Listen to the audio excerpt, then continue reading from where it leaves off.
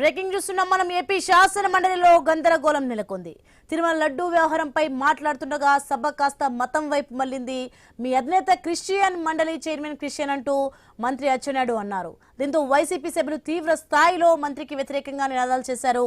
తాను క్రిస్టియన్ కాదని హిందువును అంటూ మండలి చైర్మన్ స్పష్టం చేశారు.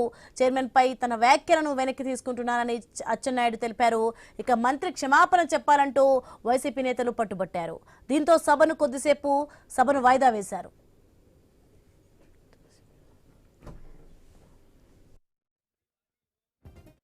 ఇప్పుడు బేసర్జాలకు పోను అధ్యక్ష, బేసర్జాలకు ఎప్పుడు పోను. నేనైతే మనస్ఫూర్తిగా నేను అనుకున్నాను, మీరే శాసన మండలిలో ఒప్పుకున్నారు హిందూ అని. నేను అది వెనక్కి తీసుకుంటున్నాను సార్, తప్పు అయిందని చెప్పి అంతకంటే ఏం కావాలి? చెప్పాలి అంతకంటే ఏం కావాలి?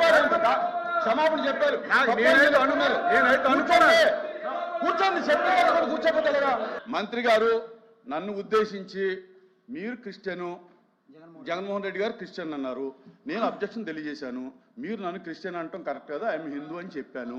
చెప్పిన తర్వాత ఇప్పుడు ఈ వివరణ ఏమిచ్చారంటే, నేను అన్నమాట వాస్తవం, అనుకున్నాను మీరు క్రిస్టియన్ అని, కనుక నేను ఎప్పుడు భేషజాలకు పోను, కనుక నేను అన్న మాటను వెనక్కి తీసుకుంటూ నేను తప్పు అయిందని ఒప్పుకుంటున్నానని చెప్పి క్లియర్గా చెప్పాను. మీకు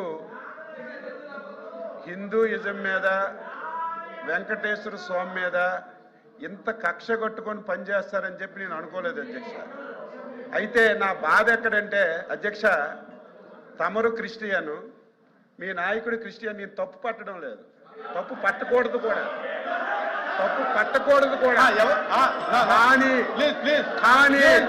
శాసన మండలిలో మంత్రి గారు బాధ కలుగుతుంది, నేను తీసుకోను. బాధ కలుగుతుంది.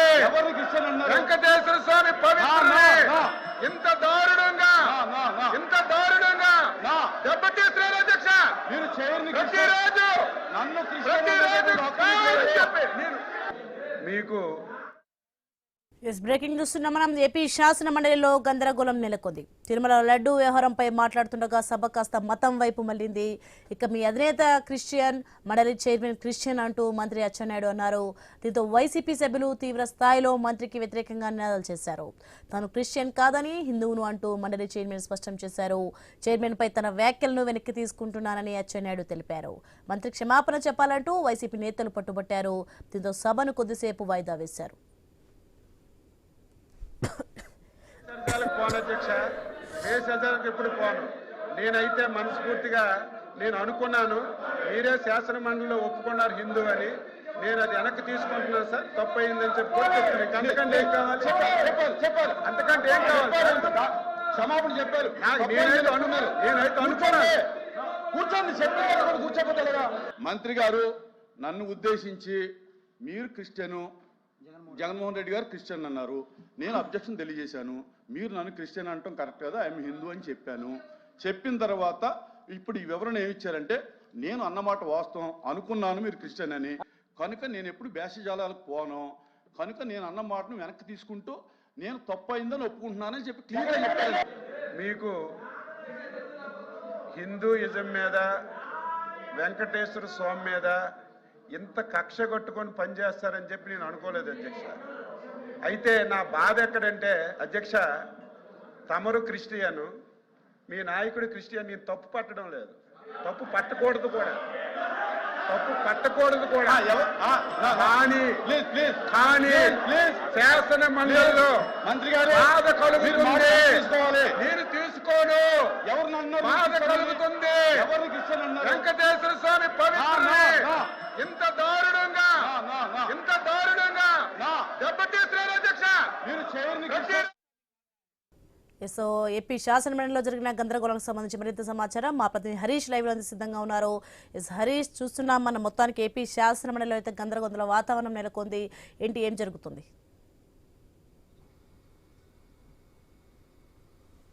ఈరోజు లడ్డూ లడ్డూలో కలిపినటువంటి నెయ్యి కల్తీకి సంబంధించినటువంటి అంశంపైన శాసనమండలిలో జరిగినటువంటి చర్చ తీవ్రస్థాయిలో గందరగోళానికి గురి చేసింది. అదేవిధంగా చైర్మన్ పోడియం వద్దకి ఇరుపక్షాలు, అటు కూటమి పార్టీలకు సంబంధించినటువంటి శాసనసభ్యులు, ఇటు వైఎస్ఆర్ కాంగ్రెస్ పార్టీకి సంబంధించినటువంటి సభ్యులందరూ కూడా పోటాపోటీగా చైర్మన్ పోడియంకి వెళ్ళటం, అక్కడ జరుగుతున్నటువంటి సభకు సంబంధించి చర్చ జరుగుతున్నటువంటి సమయంలో జరిగినటువంటి గందరగోళమైనటువంటి పరిస్థితులు, అది కాస్త మతపరమైనటువంటి కామెంట్స్కి దారి తీయటం కూడా ఒక రకంగా చర్చలో కీలకమైనటువంటి అంశంగా మారింది. అందులో భాగంగానే ఈరోజు జరిగినటువంటి లడ్డూ కల్తీకి సంబంధించినటువంటి వ్యవహారంలో శాసనమండలిలో మంత్రులు, ఫైనాన్స్ మంత్రి పయ్యావుల కేశవ్, అదేవిధంగా మంత్రి అచ్చెన్నాయుడుతో పాటుగా ఇటు లోకేష్ వంటి కీలకమైనటువంటి నేతలు కూడా ఈ చర్చ సందర్భంగా శాసనమండలికి వచ్చినటువంటి సిచ్యువేషన్ ఉంది. ఇందులో భాగంగానే చర్చకి ప్రారంభమైన తర్వాత చైర్మన్ ఇచ్చినటువంటి గంట సమయంలో ఇచ్చినటువంటి సమయం పట్ల కూడా సభ్యులు అభ్యంతరం వ్యక్తం చేసినటువంటి నేపథ్యంలో అటు జనసేన, బీజేపీ, అదేవిధంగా టీడీపీ, వైసీపీకి సంబంధించినటువంటి సభ్యులకు కూడా మాట్లాడే అవకాశాన్ని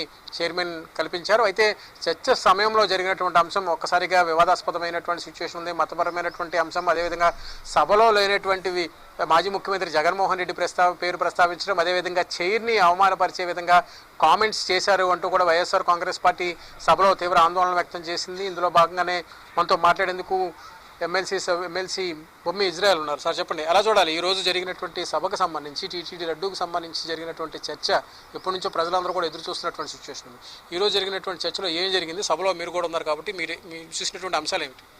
గత వారం రోజులుగా ఏదైతే దేవాతి దేవుడు కలియుగదైనటువంటి వెంకటేశ్వర స్వామి వారి ప్రసాదంలో కల్తీ జరిగిందని ఈ కూటమి ప్రభుత్వం ప్రసారం చేసిందో, దానికి సిట్టిచ్చినటువంటి రిపోర్టు మీద చర్చకి రమ్మని గత వారం రోజులుగా మేము అధికార పక్షాన్ని, ప్రభుత్వాన్ని కోరుతున్నాం.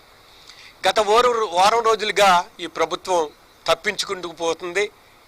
చర్చకి రమ్మంటే ఏదో కుంటిసాగులు చెప్పి వాళ్ళ కార్యక్రమాలు చేశారు. ఎట్టకాలకి ఈరోజు సభలో, శాసన మండలిలో చర్చ మీద మరి చైర్మన్ గారి యొక్క అధికారాన్ని ఉపయోగించి చర్చ మొదలు పెట్టడం జరిగింది. చర్చ మొదలు పెట్టడం కానించి మా సభ్యులు చంద్రశేఖర్ రెడ్డి గారు కానీ మాధవ్ గారు మాట్లాడేటప్పుడు పదే మరి అధికార పక్షం మంత్రులు అచ్చెన్నాయుడు గారు ఉన్నారు, కేశవ్ గారు ఉన్నారు, హోంమంత్రి గారు ఉన్నారు, లోకేష్ గారు కూడా వచ్చారు, ఇంకా మంత్రులు సుమారు 4-5 మంది మంత్రులు ఉన్నారు.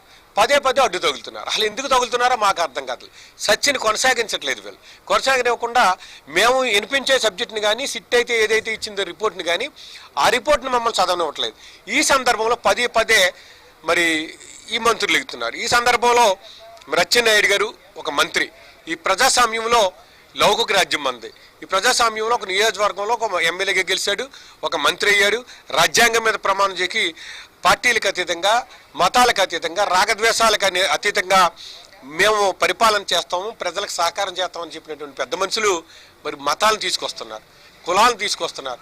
అక్కడ మా నాయకుడు జగన్మోహన్ రెడ్డి గారు క్రిస్టియన్స్ అని, లేదు చైర్మన్ క్రిస్టియన్ అని, మరి ఈ రకంగా అచ్చెన్నాయుడు గారు మాట్లాడుతూ మమ్మల్ని హేళన చేస్తూ హేళన చేస్తున్నాడు. ఈ రాష్ట్రంలో సుమారు 70-80 లక్షల మంది క్రిస్టియన్స్ ఉన్నారు. ఈ రాష్ట్రంలో సుమారు 20-30 లక్షల మంది మైనార్టీస్ ఉన్నారు. మరి ఇంతమంది ఓట్లతో మీ కూటమి ప్రభుత్వం అధికారం రాలేదా? ఎందుకు రాలేదు? వాళ్ళ ఓట్లు వినియోగించుకోలేదు. ఓట్లు వేయించుకున్న తర్వాత మీరు ఈ రకంగా కించపరుస్తారా అని మేము అడుగుతున్నాం. మరి ఇంకో విషయం చెప్తున్నా, ఆనాడు మరి దళితులుగా పుట్టాలని కోరుకుంటారా అని చంద్రబాబు నాయుడు గారు మాట్లాడారు. ఇంకో పెద్ద మనిషి మీకెందుకురా రాజకీయాలు, దళిత ముండా కొడకలారని ఒక పెద్ద మనిషి మాట్లాడాడు. ఇంకొకరు ఏం మాట్లాడతారు, వీళ్ళ మాదిగలే, వీళ్ళ అసలు చదువుకోరో అని ఇంకో పెద్ద మనిషి, మీ నాయకులే మాట్లాడినటువంటి పరిస్థితి. ఇంత పరిస్థితుల్లో ప్రజాస్వామ్యంలో పుట్టి ఏదైతే హెరిటేజ్కి ఇందాపూర్కి లింక్ ఉందో, ఏదైతే సంగం డైరీకి హెరిటేజ్కి లింక్ ఉందో, ఏదైతే మరి వైష్ణవిక సంఘానికి వైసీవి డైరీకి మీకు లింక్ ఉందో, ఆ లింక్ని మీరు తప్పుదో పట్టించడానికి మమ్మల్ని సభలో చర్చకు ఒప్పుకున్నట్టు ఒప్పుకుని ఇలా పక్కదో పట్టించి మతాల మధ్య, కులాల మధ్య మరి ఈవేళ మీరు రాగద్వేషాలను రెచ్చగొడుతున్నారు. పద్ధతి కాదు. సభలో మేము ఏమి అడిగామంటే ఖచ్చితంగా అచ్చెన్నాయుడు గారు సమాధానం చెప్పాలి. లోకేష్ గారు స్వయంగా లోకేష్ గారు ఉన్నారు. లోకేష్ గారు వాళ్ళని మందలించడం పోయి మమ్మల్ని హెచ్చరిస్తూ సిగ్గుండాలంటారు, ఎగ్గుండాలంటున్నారు. కానీ చూపు హెచ్చరిస్తున్నారు, మా మీద దాడి చేయడానికి ప్రయత్నం చేస్తున్నారు. ఇది సమంజసం కాదని చెప్తున్నారు. ఎట్టి పరిస్థితుల్లో అచ్చెన్నాయుడు గారు మాట్లాడినటువంటి మాటల మీద ఈ రాష్ట్రంలో ఉన్నటువంటి మైనార్టీస్కి, క్రిస్టియన్స్కి ఖచ్చితంగా మరి ఈ కూటమి నాయకులు సమాపన చెప్పాలి, చంద్రబాబు నాయుడు గారు సమాపన చెప్పాలి, లోకేష్ గారు సమాపన చెప్పాలి, అచ్చెన్నాయుడు సమాపన చెప్పాలి. ఎందుకంటున్నానంటే మీరు గతంలో పదే పదే కులాల మధ్య చిచ్చు పెడుతున్నారు. కులాలకి ఒక మతానికి ఇంకో మతానికి గొడవ పెట్టే విధంగా మీరు ప్రవర్తిస్తున్నారు. ఇది పద్ధతి కాదు చంద్రబాబు నాయుడు గారు అని నేను ఈ సందర్భంగా చెప్తున్నాను. అంటే ఈరోజు జరిగినటువంటి చర్చ ద్వారా ఈ అంశం కొలిక్కి వచ్చినట్టే భావించచ్చా? లడ్డూ కల్తీకి సంబంధించినటువంటి అంటే మా టైంలో ఎక్కడా కూడా లడ్డూ విషయంలో కల్తీ జరగలేదని మా సభ్యులు ఇద్దరు పక్కాగా ఆధారాలతో మాట్లాడటం జరిగింది.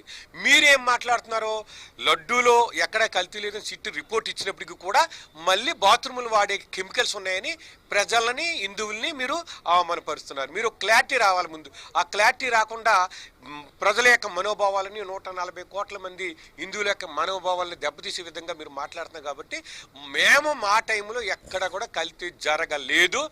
ఆ రోజునే 2 కొండలు 7 కొండలని మాట్లాడినటువంటి చంద్రబాబు నాయుడు గారు ఆ రోజున మా వైఎస్ రాజశేఖర రెడ్డి గారు 746 747 జీవోని తీసుకొచ్చి 7 కొండలుగా పెట్టినటువంటి తిరుపతిని ఆ రోజు 746ని 747 రద్దు చేయమని చెప్పినటువంటి చంద్రబాబు నాయుడు గారు ఆ జీవోలు రద్దు చేయమని చెప్పినటువంటి వ్యక్తి ఈ రోజు మళ్ళీ మాట మారుతున్నారు. మాట మార్చి కళలోకి వచ్చారని కాంచెప్పు అంటున్నారు, కట్టుకథలు కాంచెప్పు చెప్పుకున్నారు. ఎట్టి పరిస్థితుల్లో మీరు తిరుపతి లడ్డులో కల్తీ జరగలేదు. ఇది ప్రజలందరూ గమనిస్తున్నారు. ఇప్పటికే మీ ప్రభుత్వం తిట్టుకుంటారని చెప్తున్నారు. చూసుకుంటే కనుక మరి కాసేపట్లో బ్రేక్ తర్వాత మళ్ళీ శాసనమండలి సమావేశాలు ప్రారంభం కాబోతున్నాయి. బ్రేక్ తర్వాత జరిగేటువంటి చర్చలో లడ్డూకు సంబంధించినటువంటి అంశం ఎలాంటి పరిణామాలకు దారితీస్తుంది, ఇప్పటివరకు మాట్లాడినటువంటి వైసీపీ అదేవిధంగా టీడీపీకి సంబంధించినటువంటి సభ్యులు, తర్వాత ఇప్పుడు బీజేపీ నుంచి సోము వీర్రాజు కూడా మాట్లాడాల్సినటువంటి సిచ్యువేషన్ ఉంది. ఆ తర్వాత ప్రభుత్వం దీనిపైన ఒక స్టేట్మెంట్, ఒక కన్క్లూడింగ్ వివరణ ఇచ్చేటువంటి అవకాశం ఉంది. మరి కాసేపట్లోనే సభ ప్రారంభమైన తర్వాత లడ్డూకు సంబంధించినటువంటి అంశం ఎలాంటి మలుపు తిరుగుతుంది అనేది కూడా ప్రజెంట్ ఆసక్తికరంగా మారినటువంటి సిచ్యువేషన్ మనకు కనిపిస్తుంది. Right, thanks for the information Harish. AP శాసనమండలిలో గందరగోళం నెలకొంది. ఇక అధికార ప్రతిపక్ష సభ్యుల మధ్య తోపులాట జరిగింది. సభ్యుల తీరుపై ఆగ్రహం వ్యక్తం చేయగా చర్చకు సహకరించాలని విజ్ఞప్తి చేశారు. అచ్చెన్న చంద్రశేఖర్ రెడ్డి మధ్య మాటల యుద్ధం జరిగింది. టీడీపీ హయాంలోనే ఆర్థిక కుంభకోణం జరిగిందని వైసీపీ ఎమ్మెల్సీ చంద్రశేఖర్ రెడ్డి తెలిపారు. ఇందాపూర్ డైరీ కేంద్రంగానే